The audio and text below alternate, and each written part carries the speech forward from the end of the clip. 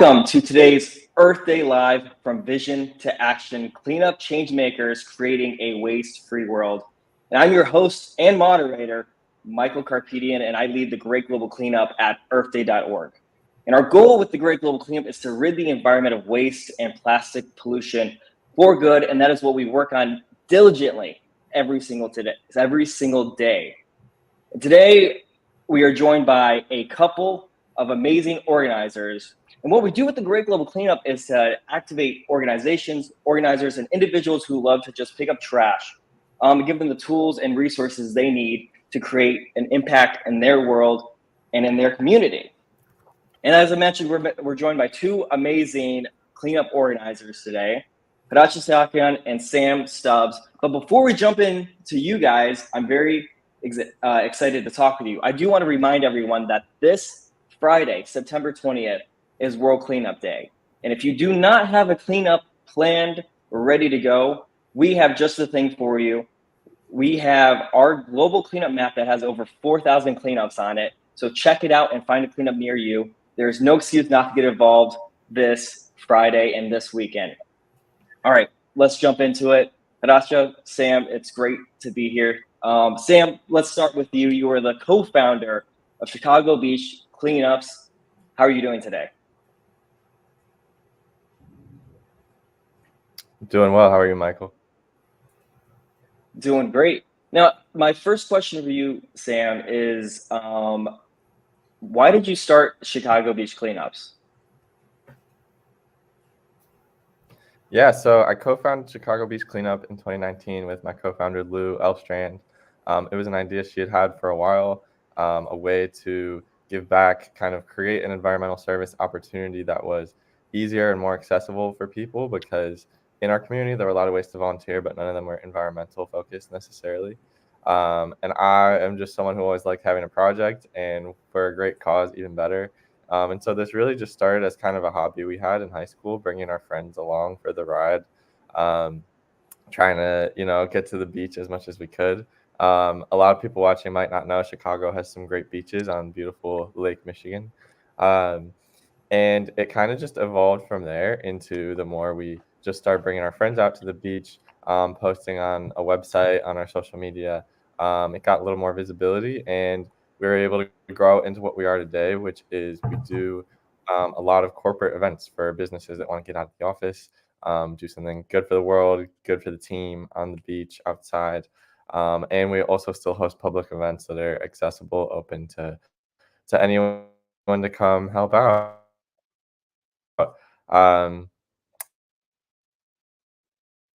And we've had to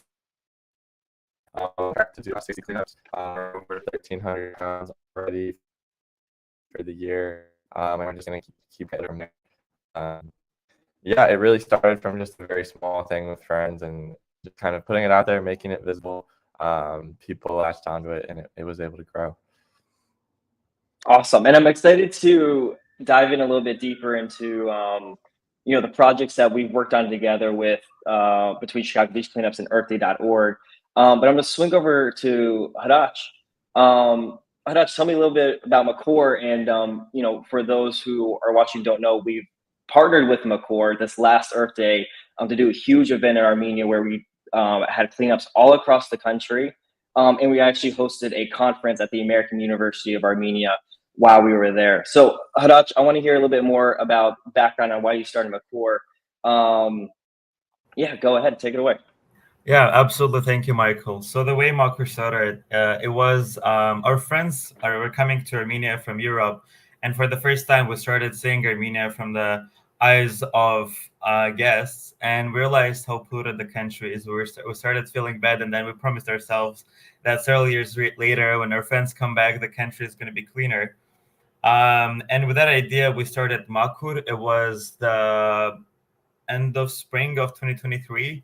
And the story was similar to Sam's story, honestly. We just did a very small cleanup with friends, and then we decided to make it visible to social media. And we posted call to action video, and the idea behind it is that if 8 billion people on this planet pick up just one piece of trash, the planet would be so much more cleaner. And the video got spread around very, very quickly, and people started initiating cleanups with us, and reaching out to us to start the cleanups. And very quickly, just one tiny cleanup with friends grew into a pretty big movement in Armenia, and we got teams in each region of Armenia. And then by the end of the summer, we were big enough to host international events. That's when we had our very first Maqoor Global Day, with approximately 100 countries participating, and people from 100 countries did small or big scale events from the name of Maqoor. And yeah, after that, we started slowly working on bigger projects, because we started with cleanups. However, you cannot do cleanups forever. You want to change the issue from its roots. And we started doing educational projects in lots of schools. We opened clubs in several schools, both in Armenia and internationally. We started doing seminars in lots of places. And currently, Maqoor system has a little bit evolved. We don't do small scale projects anymore. If it's cleanups, it's usually the bigger cleanups, and usually we have different programs. One of them is Maqoor Villages, is that we work with the villages in Armenia that have issues with litter management, and we help them to kind of put establishments, and then we teach the kids in the village about the issues that environmental issues that planet faces, Armenia faces, and their village faces, and then we help them develop some projects to help their village. We have Maqoor Academy. It's an online educational academy, of course, connected to the environmental issues. Maqoor Rivers, which helps us to clean rivers in Armenia, because currently they're extremely polluted, and much more projects. And then, of course, like this has some bigger focus in Armenia, but internationally we still are involved with clubs in different schools and universities, from the famous UWC boarding school in several countries to Ivy League schools like University of Pennsylvania and Harrison Brown University. We have educational clubs, and then we also have the Maqoor Ambassadors program, which is, by the way, open to anybody right now. Anyone who wants to become a Maqoor ambassador in their own country can reach us out, and we will help them to become an ambassador and support them in doing environmental events. Awesome. And I want to ask it, because you have all these great programs, and it started off with doing cleanups.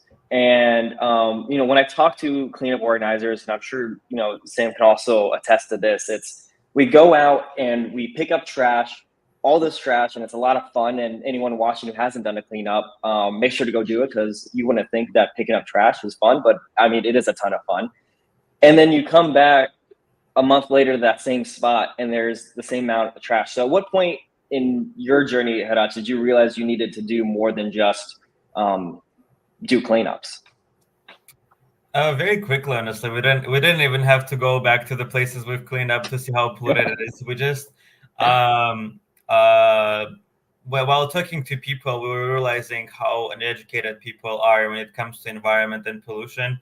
That's why we decided that this is a very huge issue, and this is something very important that we need to promote and raise environmental awareness. And that's how we started doing environmental seminars.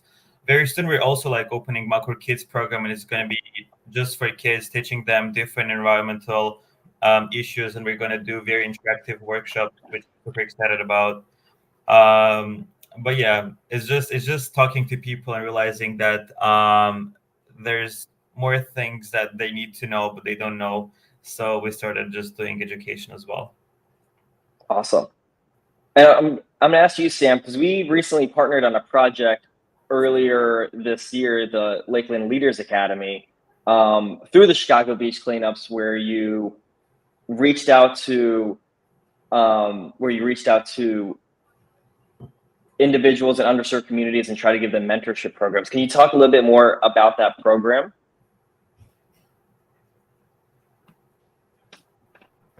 Definitely, yeah. I mean, I think for a while, part of why me and Lou are great co-founder match is he is the skill on the environmental side, and I come in with kind of the knowledge base on the social side.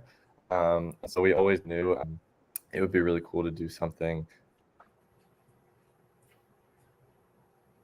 Let's see, you still there, Sam? Okay, looks like we're having some technical issues, which is to be expected whenever you're doing a live stream like this. Sam, you still there? Yeah, right here. Oh, you came back great. I don't know what you did to fix it, but great job. All right, I'm so sorry to interrupt you. Keep going. Yeah, no problem. Basically, we always knew it would be great to do something social, really important to me personally. And once we built kind of this great audience, this great momentum with doing beach cleanups, we were excited to, consider what we could do to use that platform for social good as well. Kind of like Hrachya was saying, how can we branch off of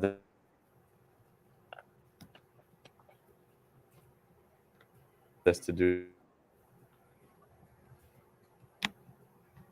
more and actually work on something back.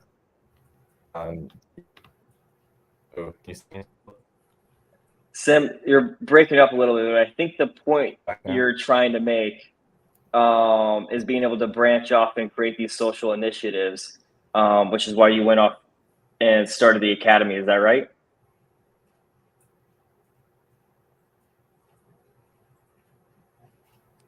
Yeah, you're still. Yeah, you're still breaking up. I'm gonna give you a second to get the internet going. Hrachya, I'm gonna throw it back to you while Sam's working on his internet over there. With what you did in Armenia, I know you also do work with the U.S. Embassy in Armenia. Can you tell me a little bit about that partnership and why is working with government entities crucial to your mission? Mm-hmm. Well, when it comes to government entities, it is of course very crucial because they govern all the areas when it comes to environment, when it comes to pollution. So we got to work with them to be able to deal with the issues because very often there's many places in Yerevan that are extremely polluted, but we cannot go and clean that area because it belongs to someone. And or like usually, for example, in Yerevan, when the territory belongs to Yerevan municipality, they clean it, but when it belongs to someone else, but it's an open area for people, we cannot clean it. And there's sometimes issues like that, and you got to kind of work with different partners to be able to continue working. And of course, it is great to work with the government to get some kind of so they let us to do some of our projects. For example, when it comes to Maqoor villages, we cannot just go and put nets on the rivers without asking the government, and that's where it comes to when we work with the government. And of course, like very often also when we do different seminars or educational programs, we love to invite them to talk about how things work from their perspective. And when it comes to U.S. Embassy, we work with the U.S. Embassy Green Team, which is a volunteering club in the U.S. Embassy. And we have great collaboration together. Very soon, we're having a cleanup on 21st of September in Yerevan. Previously, we've also done some projects, but that is mostly it. I think we just have great relationships with that team, and more things are coming up, but so far, not too many things have been done with them. Awesome. And something I love about the cleanup movement is how diverse it is and how many different organizations there are in the world that are doing cleanups. Something I noticed even sitting right here, Sam, I believe you're 23, and Hrachya, are you 19, Hrachya? Yeah. Whenever I was with you in Armenia, we traveled up to Sevan to meet some of your cleanup leaders that are there. And we met Rob, who was only 14 years old and leading these massive cleanup events in Sevan. Why is your cleanup movement, Maqoor, that you started so young? Because usually younger people care about the environment, honestly. Let's be honest, when you're older, you have your work, you have your studies, and it is a little hard to involve yourself in the environmental and volunteering initiatives. But when you're young, you have that strive for developing, you have that strive for growing and being a part of some kind of community. And young people find themselves very well in our community. They really fit in our community because it is very, very friendly. We're really like a family to each other. We have meetings every weekend where we discuss everything that is going on in Maqoor, because it is not the way it works from inside, it is not completely governed by us co-founders or by the board, because we love to discuss all the issues that the organization faces and everything with the whole team, which is like currently approximately 80 volunteers. And we'll love to just come up with solutions, because the more people think about those issues, the better solutions we get. Yeah, and that's why people just love joining our organization, younger people. Awesome, Sam. With the Lakeland Leaders Academy, I mean, the individuals that you brought onto the mentorship program, I mean, they were very young as well. What was it like starting that program and mentoring them and creating this academy?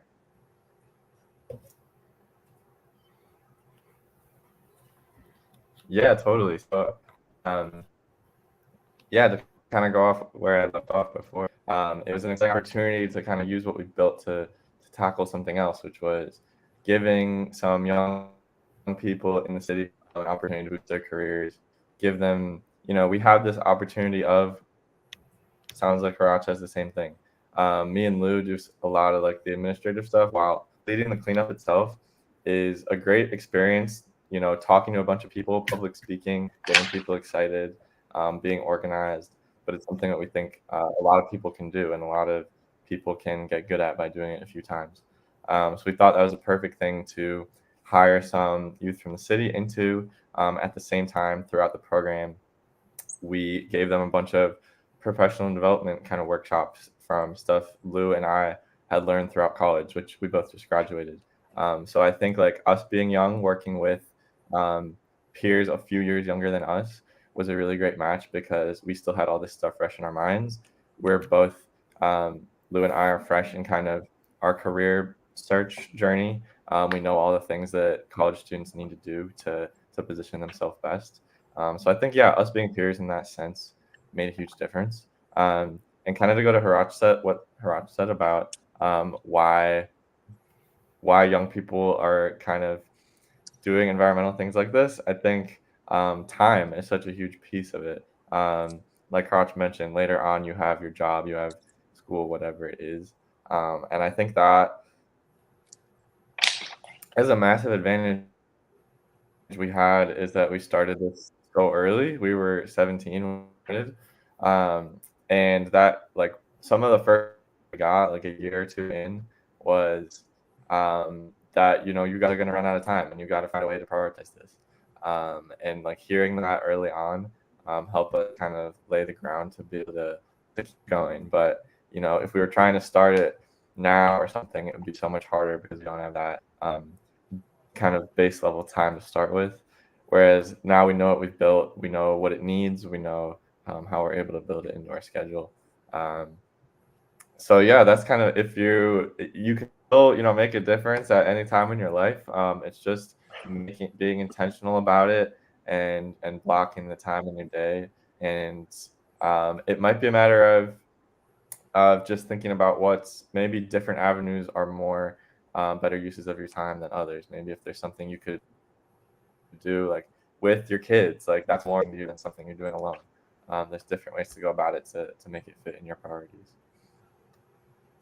Well, I do love the message here about, I mean, when you both started the organizations that you now both lead, you were both so young. And I think a lot of people who are that young sometimes feel hopeless about what they can actually do to help the planet and get involved and make change. And it's really encouraging to see both of you guys, started an organization at such a young age. And for anyone watching who is at that age, 14, 15, 16, 17, or even as Sam says, at any time in your life, you can make that change and you can start. And the sooner you start, the more skills you learn along the way to be able to be as impactful and create a meaningful organization or movement in your community, or even your country, or even the world. Back to you, Sam. Something that is at the heart of Chicago Beach Cleanups is community engagement. And what I see a lot of it is that community engagement, not just the environmental piece of it, but how important it is to act at the community side and get people involved in taking care of a community. How do you see that playing into the environmental movement? Yeah, totally. I think there's a few aspects of it. So one thing is for sure the activity we do, which is cleanups, is inherently communal. People come in a big group, whether they know the people there or they're meeting up with strangers at the beach. It is a community that forms on the spot of you're in the trenches together, picking up trash, like keeping this thing clean. And I think there's something really cool that comes from that. I think a lot of the value we provide is giving people, like you said, it's way more fun than you think. Giving people a positive memory of doing something good for the environment. So now that's burned in their head of, oh, it's actually fun to do something good for the environment. And I think being part of a community, doing it, and like forming a community, joining a community on the spot as a volunteer, I think that goes a long way in making it a positive experience. Um, and then kind of on the other piece of like our impact, um, environment and community are not independent things. They're very intertwined. A lot of environmental dangers that people are exposed to are due to social issues, are due to economic issues, are due to political issues. There's no separating all of those things, and so yeah, we feel very strongly that it's our duty to use, like I've said, use the platform we built to explore other mechanisms for change. Um, One thing we've done is we share our data with the Great Lakes Cleanup Organization, which uses that cleanup data. So like how much litter was picked up, where it was picked up, basically. They've used in like some policy advocacy against single-use plastics. So kind of combining the environmental side and the policy side. And then the Lakefront Leaders program that we talked about. It's kind of a social side, education side, economic empowerment. How do we get people to the next stage in their careers, while also at the same time they're doing something environmental. But just the fact of giving people a way to kind of elevate themselves with their skills, that alone has ripple effects in environment and everything else. Yeah, that's how we think about it. Wow. And I love this tie into the policy piece of it because there's so much. I mean, there's so much that cleanup organizations can do on the policy side and getting connected with governments and government entities, as Hrachya was talking about. And so I think it is really awesome, like that you're using your dad to be a tool in the toolbox of creating this policy change. And back to you, Hrachya, the on the community side, this community that you've built around Maqoor, which is now expanded into the United States as you're studying at Brown University. How do you see, or how are you using your community to create bigger impact and create permanent change against plastic pollution? You mean how am I using Brown community to create proper impact? Your Maqoor community. Okay, and to create what kind of impact? Sorry. To create global impact and to work with your mission. Yeah, I mean the community is pretty big, and honestly, the hardest part about managing a community is keeping it motivated and keeping it, willing to continue pursuing, having environmental impact. But the impact is just done through so many projects that we do, and there's people who are directly impacted by our environmental education and the cleanups that we do in other projects that we do. But people who are indirectly impacted are so much more. It's probably over thousands, 10,000, 100,000, and probably over a million of people, because through environmental education, when people learn something in environmental education, raise awareness, people start caring about it, they just start spreading it around, and it just spreads around people and youngsters. And when those youngsters go home, it's usually in Armenia, the way it works, usually the older generations are less aware about environmental issues, and they care less because they have more problems to care about, I guess. But when youngsters learn about environmental education in our programs or sessions or Maqoor Academy, they go home and they share it with their parents, they share it with their relatives, and that even gets spread around in households. And of course, when we do cleanups, when the area is cleaner, overall environment benefits from it, and people benefit from it. Wow. And Sam, on your side, with the cleanups you run, do you have a lot of do you have a lot of kids joining the cleanups that you do? We have some. We have sometimes parents bringing their kids, which is pretty cool to see that kind of being passed down generationally. We've done some we have one coming up with a Cub Scout den. We had one recently with Girl Scouts. We have one with a school coming up. So there's a lot of room to work with kids. As far as kind of who comes on their own as an individual, I would say it's fairly young people kind of early in their careers too. Yeah, we love getting people kind of from all different walks of life, all ages. We think it's kind of the perfect, all ages kind of volunteer Wow. event, give back to the environment. As I've mentioned, we just want to be super accessible always. So it seems, and Hrachya, correct me if I'm wrong, it seems that um, in Armenia especially, and I'm curious on your perspective as you come to the United States and start doing events here and getting involved here, that it's a lot of the younger people who are way more passionate about, getting involved. Sam, in your experience in Chicago, is the older generation just as invested in this?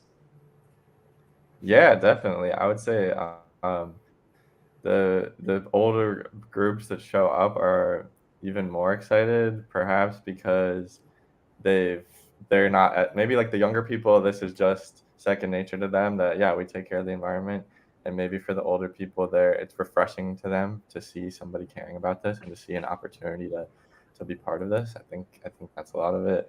So I definitely see that excitement from the older groups.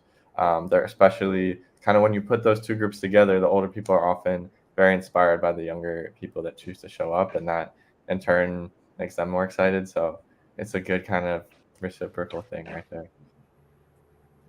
Wow. And I do want to remind everyone who's listening that we will do a Q&A session at the end. So if you have any questions for Hrach, Sam, or even I, please feel free to put them in the chat. We'll make sure to do a Q&A session.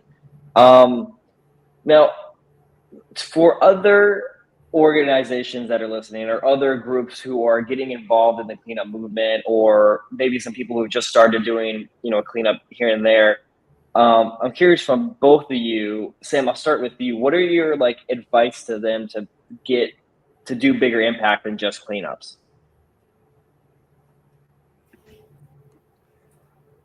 Yeah, I would say the first thing you can do is data. Um, there you can buy a scale. It's like on Amazon, it's listed as like a fish scale for weighing your fish that you catch, but it's just like a hanging scale, like a light gauge scale, except it's rugged for the outdoors. It's like $9, and you use that to weigh all the bags, and you can just start sharing that out on your own channels to nonprofits that you think could use it, and just like keep sending it to people until someone finds it useful. I think that's like number one thing you can do. If you're already picking up bags of trash, you might as well weigh them and give that data to people. That's number one thing. Wow. And I will throw out a shameless plug here. You go to earthday.org /cleanup. There's a button where you can share your cleanup and you can share that data with us. And we will use that information to help push this policy change as well. Hrach, over to you. What advice do you have for cleanup organizations that are looking to make bigger impact? I think collaborating with other organizations would be very useful, because if an organization is focused on one thing, has been focused on one thing, like only cleanups or only education or only something else, what to try to kind of enlarging their focus, they can just start working with other organizations at first. For example, if someone's doing only cleanups, they can also work with organizations that do education, and then together they can organize educational projects or seminars or workshops or even like larger projects, and with that they could start kind of doing bigger impact. It's usually just, for me, the way it worked for Maqoor is just collaborating with different organizations to and communities to have a larger impact. Great.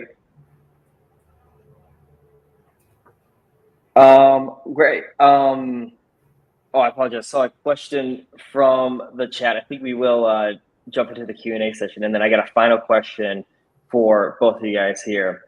From Barbara, she said, "Hi, I'm listening because I'm a member of my church's Creation Justice team. I think my takeaway from what I'm hearing is focus on getting our youth group involved. Is that correct?" Sam, do you want to take this?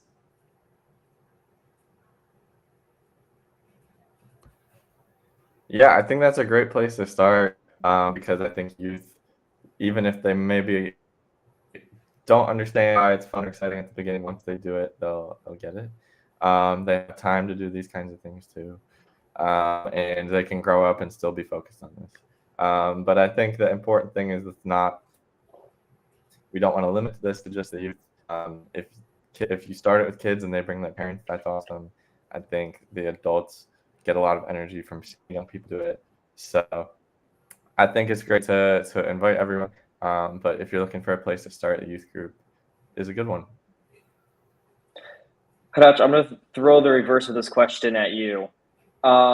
Since your movement is very young, how do you get older people involved?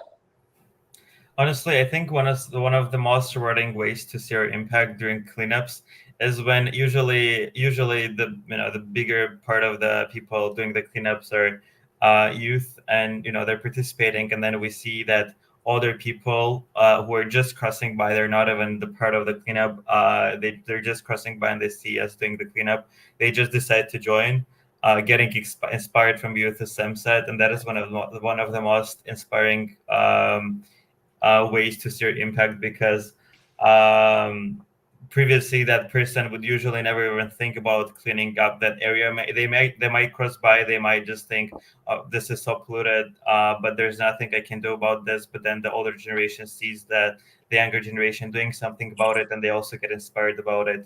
And that is, I guess, the best way, just like in general, the best way we're also trying to involve older generations. It is not necessarily only just participation in cleanups, but also through social media. When older people see youth doing such an amazing projects, they also get inspired and trying to join, because coming from a Soviet past, our parents didn't really have chance to participate, to be very socially and politically and active and do lots of advocacy, and they might have a different mindset when it comes to doing something about their environment.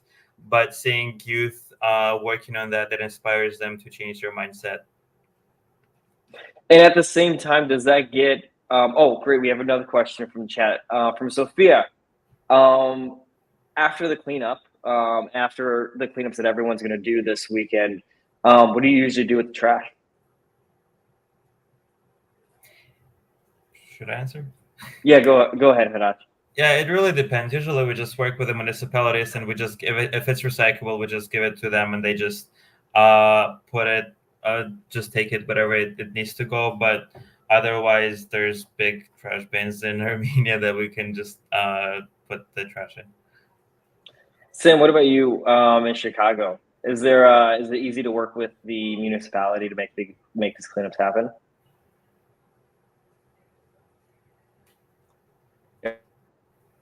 Yeah, so what we do is on all the public beaches, there are big recycling bins.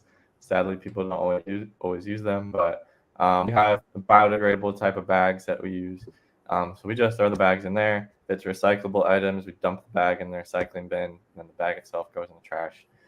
We really love to, if anyone has any other suggestions of avenues, routes these trashes could go, that would be great. We haven't worked directly with the city on this, but we do use their existing infrastructure. Great. We got a question from Rodolfo. I believe he's asking for examples among cleanups in and green jobs and how this links to work with COP30, which is going to be in Brazil, and the nationally determined contributions of the UNFCCC. I believe what he's asking for here is, the green industry and how it's growing. And with you guys, and Sam, especially you, recently graduating, Hrachya, in college, you're to graduate in a couple of years. How do you see the green industry expanding, especially with the cleanup movement? Go ahead, Sam. Yeah, I can start on this. Awesome. So I think for us, as I mentioned, like we're giving a lot of young people like a summer job of being a cleanup leader, which gives them that first little taste of a green job, which we think is pretty cool. On top of that, a lot of the companies we work with are working toward green initiatives, and we can be one that demonstrates cleanup. I know one company we've worked with is a clean energy company called Energy. So that's one of our favorite partners. On that point, I think clean energy is obviously the infrastructure to a lot of these other technological innovations. It kind of makes any tech clean if it can run on clean energy. And yeah, we think that more jobs are going to become green jobs, and the more we can just help young people advance in their careers in general, they'll be ready when green jobs come. Great. And Hrachya, I know you have an entrepreneurial bone to yourself. So, I mean, how do you see the green jobs industry growing? I mean, it is obviously growing because the more people start caring about the environment, the more the industry will grow, and people do start caring more about the environment because all of the issues that we're facing. So I really see the whole field growing a lot, especially with the governmental policies in US and Europe, hopefully sometime soon in Asia, encouraging businesses to do CSR practices. It forces businesses to kind of care about their environmental impact a lot, and that forces new businesses that are focused on solving environmental issues to open. So I really see the industry growing a lot. Awesome. And I think the more, are these organizations, like these cleanup organizations we have, continue to push from the bottom. And then there's going to be more pressure from the top, from governments, for businesses to really keep expanding this industry, putting more money into it, which is really exciting. All right, I got one final question for both of you. World Cleanup Day is this Friday. What are your plans? Sam, we'll start with you.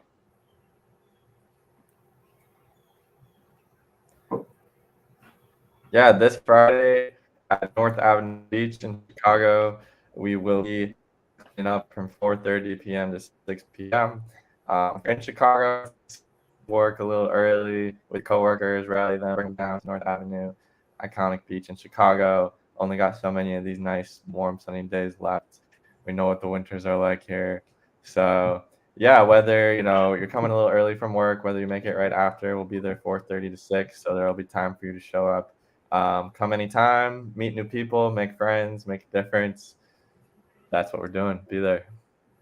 Awesome. Hrachya, what about you? What's Maqoor doing for World Cleanup Day?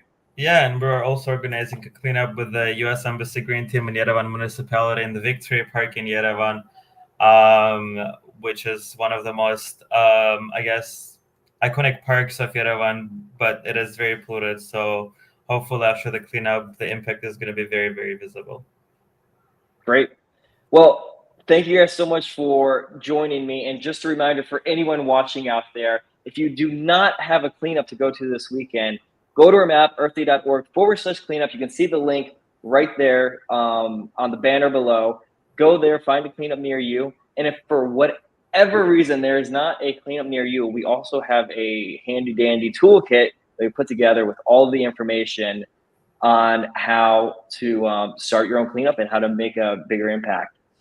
And just a reminder, as World Cleanup Day ends and we go into 2025, we have released our new theme, Our Power, Our Planet. So thank you so much for watching us, joining us, and see you guys next time.